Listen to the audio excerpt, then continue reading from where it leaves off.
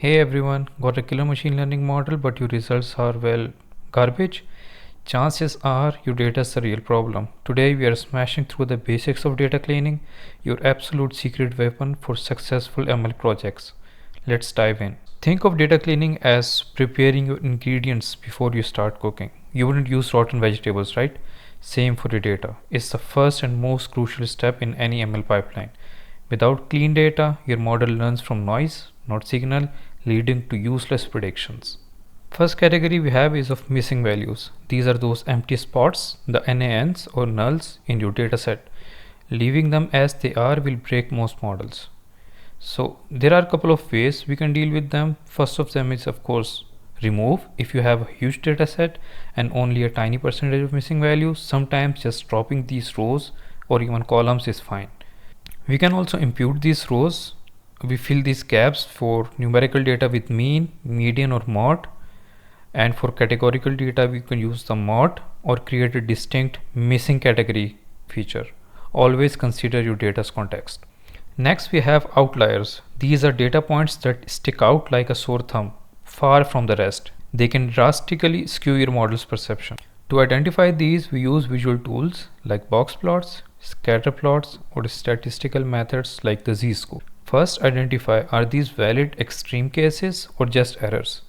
If they are errors, you might remove them, transform the data, like applying a log transformation, or windsorize them. This is another way of saying to cap the data at certain value. Number 3, we have inconsistencies and duplicates. Let's consider a feature country and you have there USA, and it can be written multiple different ways.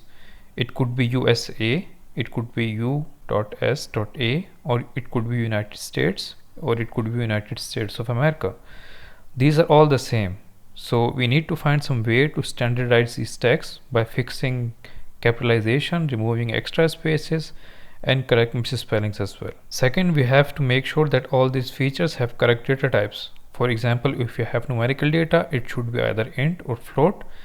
If it's a categorical data, it should be a string object. If it's date time, then it should be casted as date time. Then we have to take care of duplicates because they don't add any value to our dataset. They are just there, identical rows, and they create bias. So it's very important to remove them. Next, we have to encode our categorical features. As most of ML models, they don't understand textual data. So we have to transform them to some numerical data.